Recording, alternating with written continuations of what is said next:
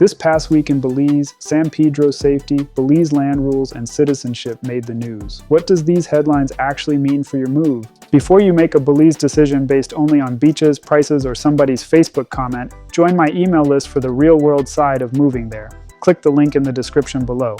This past week, Belize had 3 very different headlines. A deadly shooting at Island Supermarket in San Pedro, Ambergris Caye. A new Climate Change and Carbon Market Initiatives Act. And 111 people from 22 countries becoming Belizean citizens. At first glance, those stories have nothing to do with each other. One is crime, one is policy, one is immigration. But for anyone thinking about retiring, buying property, or moving to Belize, they all point to the same truth. The smarter move is not choosing Belize based on how it feels. It is choosing Belize based on how it functions. That means asking better questions before you rent, buy, invest, or start making permanent plans. Love FM reported that 4 armed men entered Island Supermarket in the Tres Cocos area of San Pedro on June 29th, killing 2 people and injuring 2 others. Police said the investigation was ongoing and that nothing was stolen from the store. That is serious. It should not be brushed aside. But it also should not become lazy fear content that tells people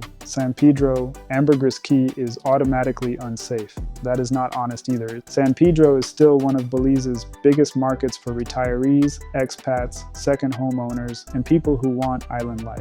But island life needs a real-world plan. The question is not simply, is San Pedro safe? The better question is, can I live safely and comfortably in the exact neighborhood I am considering?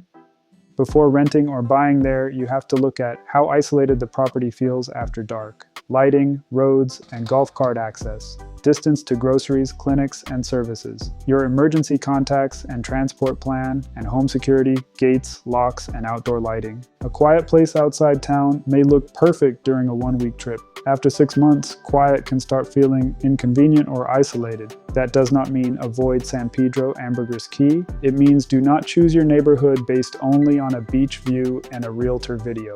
Belize also enacted the Climate Change and Carbon Market Initiatives Act, 2026.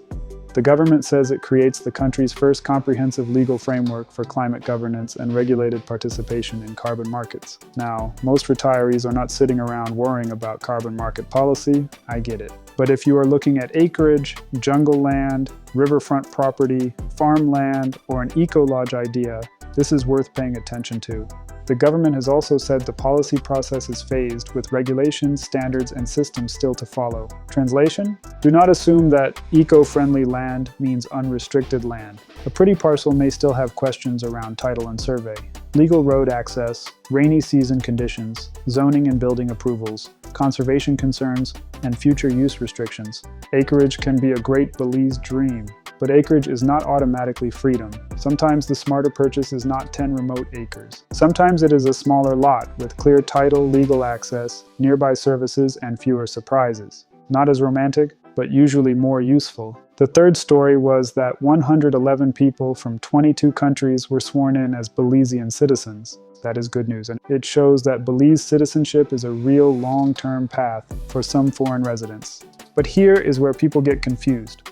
Residency, permanent residence, citizenship, property ownership. Those are not the same thing. Buying a home does not automatically make you a citizen. Wanting to retire in Belize does not mean citizenship should be your first step. And a ceremony showing 111 new citizens does not prove that the process is quick, easy, or right for every person. For many retirees, the first priorities should be simpler. Can I afford the area I want? Do I need better healthcare access? Should I rent before buying?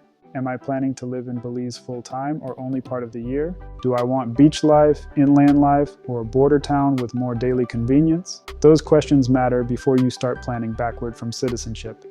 This past week's Belize news is a reminder that the country is not just beaches, sunsets, and cheap rum. It is neighborhoods. It is land rules. It is legal status. It is safety routines. It is daily life planning. Join my email list for grounded Belize relocation advice that helps you ask the questions most people skip until after they move. Like and share this if it helped. And if you are planning on moving to Belize, reach out to me for help and advice.